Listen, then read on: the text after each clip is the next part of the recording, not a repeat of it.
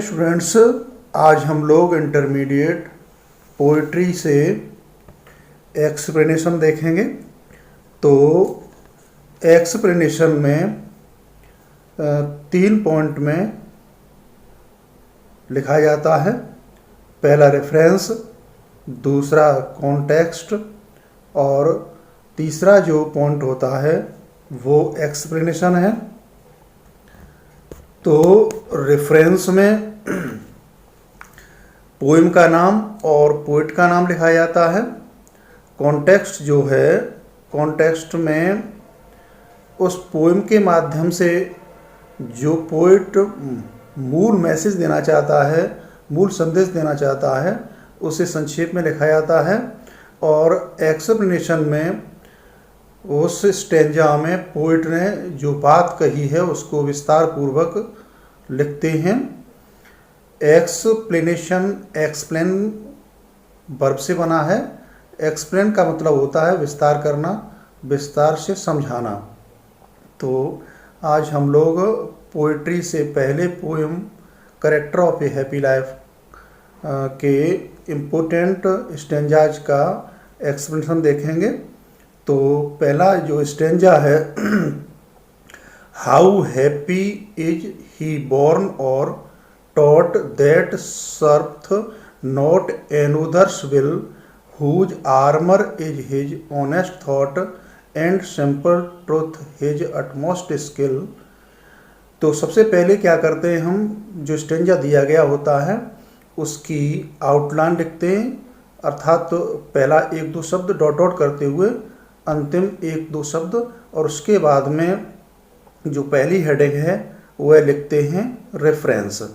तो इसमें रेफरेंस में लिखेंगे these lines have been taken from the poem character of a happy life by या composed by sir Henry Wotton. उसके बाद में जो दूसरा हेडिंग है वो है कॉन्टेक्स्ट। कॉन्टेक्स्ट में लिखेंगे the poet tells us about the secret of a happy life. He says that some of the essential qualities of a happy man are freedom, honesty and truth. और जो तीसरी heading है explanation, इसमें विस्तार से जो इन लाइनों में पोइट ने कहा है वो लिखा जाएगा। क्या लिखेंगे एक्सप्लेनेशन में, the man who does not have to act as others wish is very happy. His life is virtuous with no ill will for anybody. He therefore needs no protection. Truth is his only talent. He needs no other talent. This is the gift of God which helps him to lead a happy and honorable life. तो इसका और दूसरा जो important stanza है उसको और देख लेते हैं। स्टेंजा पहले देखेंगे क्या है, who hath his life from rumours freed, whose conscience is his strong retreat, whose state can neither flatterers feed nor ruin make operations great.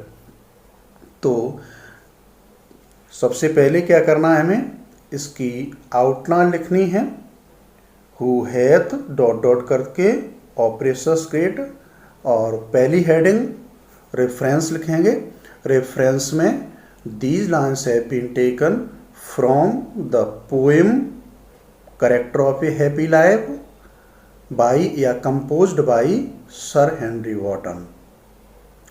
Context में लिखेंगे the poet tells us about the secret of a happy life.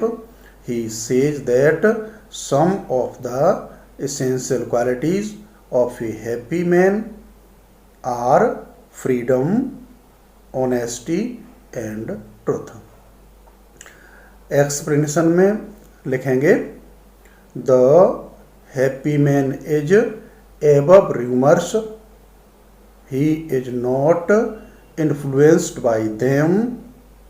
If he has to face a position of danger or difficulty, he is protected and guided by his conscience.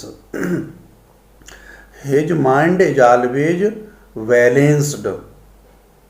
Flattery does not fill him with vanity, and when he is ruined, he is not so sad that his enemies may feel victorious. तो एक और important इसमें से stanza देख लेते हैं, जो last stanza है पोएम का। हाँ, ये इम्पोर्टेंट स्टेंजा भी है, इसे ध्यान से देखें और एक्सप्लेन करने की कोशिश करें। तो क्या है अंतिम जो स्टेंजा है, this man is free from servile bands of hope to rise और fear to fall, lord of himself though not of lands, and having nothing he hath all. तो बिल्कुल उसी तरह से तीनों जो पॉइंट्स हैं, तीनों हेडिंगें लिखी जाएंगी।